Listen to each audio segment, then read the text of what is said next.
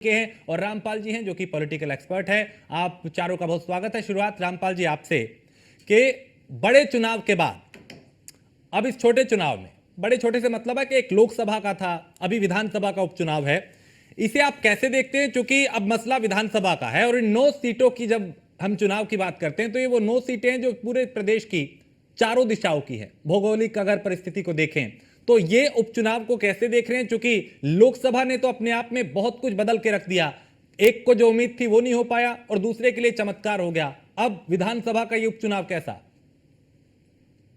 देखिए, ये अति उत्साह तो है ही है और हकीकत में सीटों के आधार पर प्रदर्शन अच्छा रहा है विपक्ष का। लेकिन उसमें कुछ हमारी गलतियां भी हुई है। बीजेपी के जो लल्लू सिंह थे, वो कह रहे थे कि आरक्षण रद्द कर देंगे, वो कह रहे थे कि संविधान रद्द कर देंगे। इसी प्रोपेगेंडा को पूरे देश भर में फैलाया और मोदी जी ने जो 2 बच्चों का मसौदा लाया वो भी इफेक्ट करा। ये बात है। और दूसरी बात, अभी सपा जो के बारे में आप कह रहे हैं, तो अखिलेश जी स्वयं ही लोकसभा में नेता बनने जा रहे हैं, स्वयं ही अपने आप को सरेंडर कर रहे हैं विधानसभा में। तो उनका हौसला कितना बुलंद है ये आप देखिए। चुनाव के जो हुए चुनाव, उनसे उनको अभिनंदन भी करना चाहेंगे। सीटें आई हैं लेकिन प्रोपोगंडा है वो टोटल। एक लल्लू सिंह की गलती से पूरे देश भर में संविधान चेंज हो जाएगा। इन लोगों ने संविधान की रक्षा कब की है? क्या 10 सालों में, जब 2004 से 2013 के बीच में जो मनमोहन सिंह ने आर्थिक लाया था, एफडीआई वगैरह, उसके साथ में नहीं थे क्या ये लोग? ये अपने कर्मों को भूल के कुछ तात्काल निर्णय की बात करते हैं। आपने कितनी बार संविधान में चेंजेस लाए हैं और अभी इनकी एक डायलॉग होती है कि जिसकी जितनी जनसंख्या उसकी उतनी हिस्सेदारी। ये क्या संविधान में नोट है क्या? इस संविधान में अगर आपको लाना भी है तो संविधान में ऐड करना पड़ेगा। तो इस तरह की भ्रामक बातें करते हैं। इसको किस हद तक, अभी एक बार चमत्कार चल गया, बार बार चमत्कार नहीं चलता, जादू चल गया है। और ये भी जो टोटल है, ये अखिलेश जी की वजह से ही कांग्रेस को सीटें आएंगी। और एक बात और रखना चाहूंगा जी, छोटी सी बात है कि राहुल जी ने कभी रायबरेली की जीत के बाद अपनी चर्चा की थी, तो उन्होंने कहा था कि प्रियंका गांधी अगर बनारस से खड़ी हो जाती तो 3.5 लाख वोटों से जीतती और हिंदुस्तान जीत जाता। हाँ। मोदी जी क्या हिंदुस्तान है? नरेंद्र मोदी एक सांसद थे बनारस के, उनको हिंदुस्तान से जोड़ा गया। यह क्या अच्छी बात है? चुनाव में हार जीत होती है, लेकिन बनारस की सीट हिंदुस्तान नहीं है। हिंदुस्तान 543 सांसदों से है। अनु जी, एक अभी चूंकि अजय राय को भी हमने सुना, अभी उनमें अति आत्मविश्वास दिखाई दिया कि 10 की 10 सीटें हम जीतेंगे। क्योंकि कांग्रेस अभी समाजवादी पार्टी के साथ चुनाव लड़ी, अच्छा प्रदर्शन आप लोगों ने किया, 6 सीटें जीती, वोट प्रतिशत में भी बढ़ोतरी हुई, लेकिन क्या उसे देख के ये अति आत्मविश्वास है आपका कि आप कह रहे हैं कि 10 की सीटें जीतेंगे? आपका अकेले दम पे अभी क्या वजूद है और क्या गठबंधन में साथ अगर उपचुनाव भी लड़ते हैं तो क्या संभावना अपने लिए देख रहे हैं? सबसे पहले आप सभी लोग को नमस्कार, न्यूज वन इंडिया के सभी दर्शकों को नमस्कार।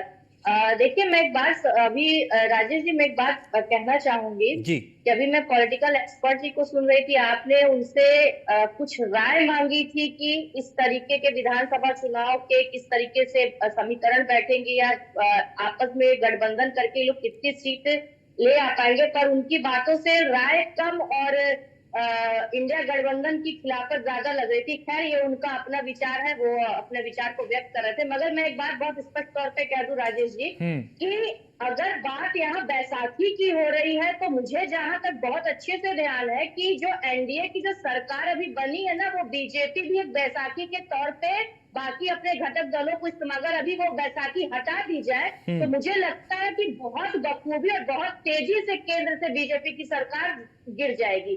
तो बैसाखियों को उसके रूप में ना तौला जाए। गठबंधन है, गठबंधन में सभी एक दूसरे का सहयोग करते हैं, कहीं पे कोई कम कहीं पे कोई ज्यादा आता है, मतलब सम्मान के तौर पे सभी एक दूसरे के साथ काम करते हैं। उसे बैसाखी के तौर पे ना तोड़ना जाए। और रही बात संविधान की रक्षा किसने की है, जब से कांग्रेस पार्टी आजादी के बाद से अंबेडकर जी को कानून मंत्री बनाने का काम कांग्रेस ने किया था। लगातार जगह जगह पे हर तरफ, चाहे आप आरक्षण की बात करें, चाहे आप नौकरियों की बात करें, सभी तरीके से उसको लागू करने का काम भी कांग्रेस सरकार ने किया था।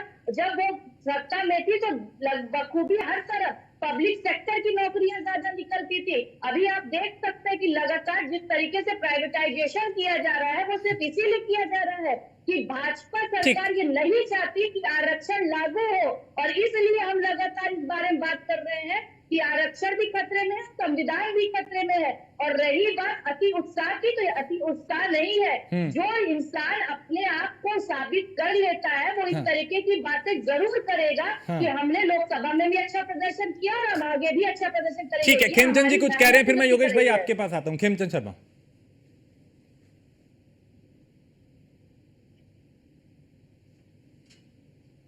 नमस्कार, जय हिंद। सभी फेलो पैनलिस्ट को भी नमस्कार। देखिए, अभी डॉक्टर अनु जी कह रही थी कि हमने अभी अच्छा प्रदर्शन किया, आने वाले समय में भी अच्छा प्रदर्शन करेंगे। कैसा अच्छा प्रदर्शन है? आप सभी दल मिलकर भी भारतीय जनता पार्टी के बराबर सीट नहीं ले पाए।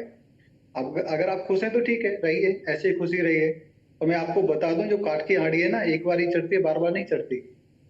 आपके उत्तर प्रदेश में किन्हीं कारणों से कुछ सीटें आ गई हैं, लेकिन उपचुनाव में पता चल जाएगा कि इंडिया गठबंधन का क्या हाल होता है, और आने वाले समय में भी आपको पता चल जाएगा। कुछ चीजों की जो आपने दुष्प्रचार किया, लोगों को बहकाया, लोगों को डराया धमकाया, वो बार बार नहीं चलने वाला। संविधान बदलना है, संविधान बदल जाएगा। आरक्षण खतरे में, आरक्षण को खाने वाला कौन है? कांग्रेस है। किसको दे रही है आरक्षण? सब जानते हैं। कर्नाटक में इन्होंने ओबीसी के आरक्षण में सभी मुसलमानों को घुसा दिया। वैसे वेस्ट बंगाल में हुआ, कोर्ट ने वहां पे निर्णय लिया, और 2010 के बाद जितने भी ओबीसी के सर्टिफिकेट है उनको कैंसिल किया।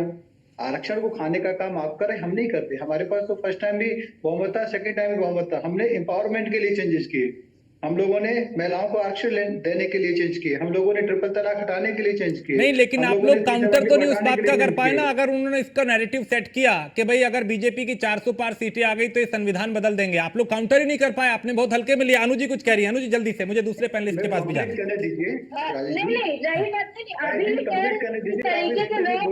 कंप्लीट नहीं हुआ, एक दोबारा मैं आता हूं। पूछना चाहती हूँ, क्या बीजेपी ने मंगलसूत्र, ये तो शब्द पीएम मोदी के थे, मंगलसूत्र, अगर कांग्रेस आ जाएगी तो आपका मंगलसूत्र छीन लिया जाएगा, अगर कांग्रेस आ जाएगी तो राम मंदिर पे बुलडोजर चल जाएगा, अगर कांग्रेस आ जाएगी तो आपके साथ इस तरीके की अरे आप लोग क्या कम, आप लोगों ने क्या भारत की जनता को डराने में क्या आप लोग कम थे? आप लोग इतना गलत फैला रहे थे।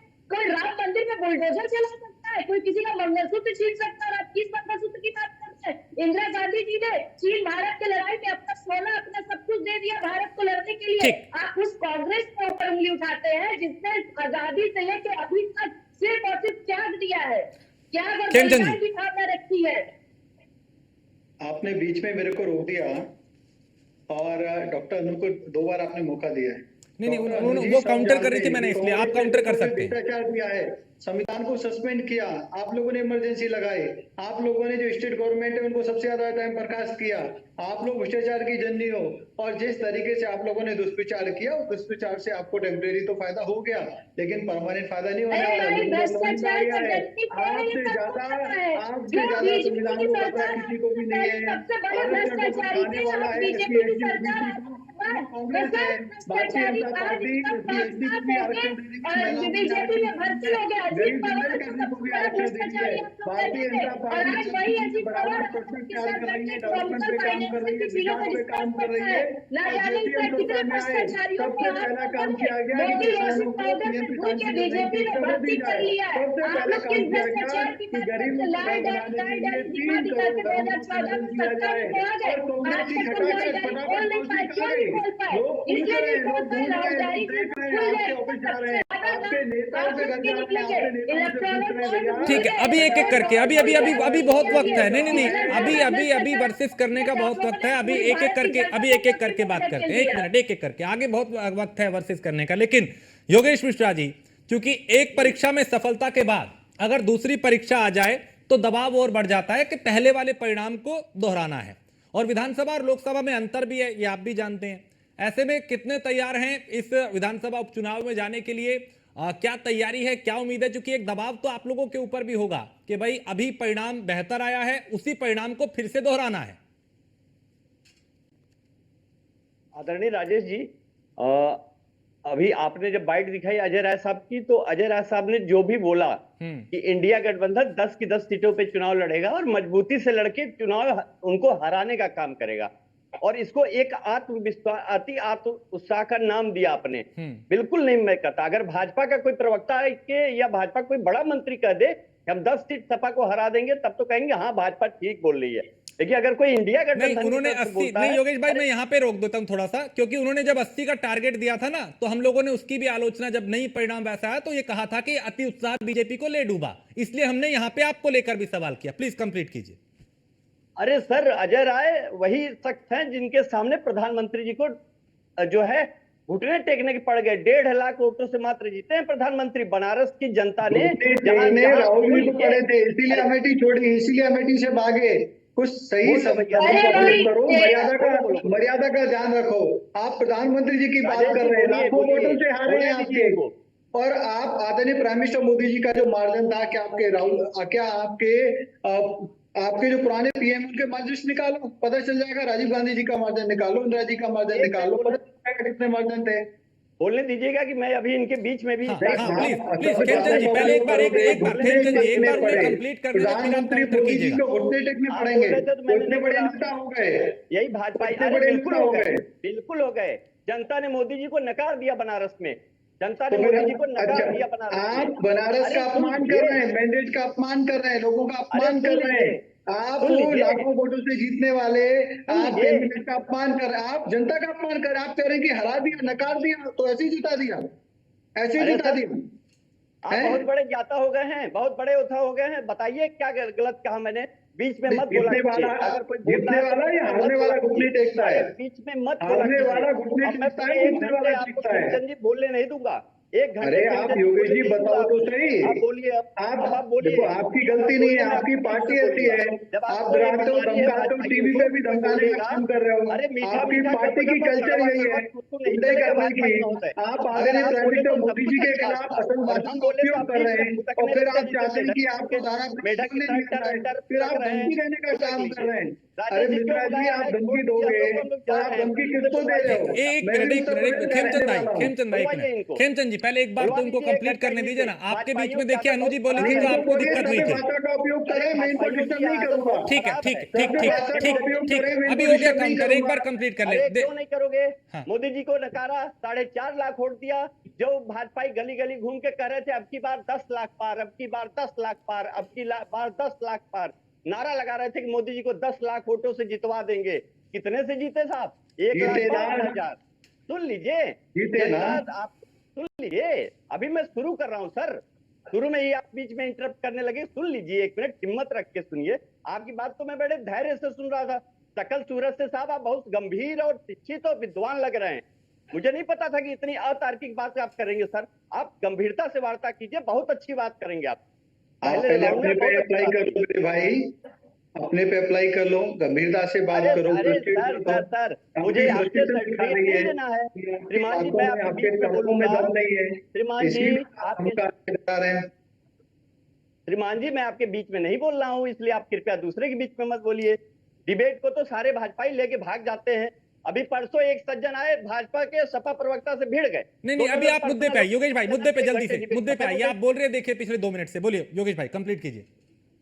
मैं देखिए गिन के आप 30 मिनट या आधा 1 मिनट मिलता है, 30 सेकंड 1 सेकंड बोलने दिया कीजिए सर। बोलिए, आप बोलिए। हम लोग भी छोटे पार्टी, सुन लीजिए सर, आपका बड़ा चैनल है, हम छोटे दलों के कार्यकर्ता हैं, हमको बोलने दिया कीजिए। सर तब से आपकी आवाज कहीं बंद नहीं हुई योगेश भाई, आप लगातार बोल रहे हैं, आपकी आवाज ऑन है, आपकी कहीं आवाज डाउन नहीं हुई, आप प्रॉपर बोल रहे हैं। अभी आप कंप्लीट कीजिए, बोलिएगा। हाँ कंप्लीट कीजिए जल्दी से। मैं कह रहा हूँ, आपका एक सवाल आता है कि अग्नि परीक्षा जो 10 बात विधानसभा, रखो, 3 मिनट हो गए आपको। भाई साहब हाथ जोड़ रहे हैं, शांत हो जाइए। आपका एक प्रश्न उठता है, क्वेश्चन न्यूज ऑन इंडिया ने उठाया कि अग्नि परीक्षा किसके लिए है जो 10 विधानसभा सीटें हैं। साहब ये अग्नि परीक्षा जो है योगी जी की है।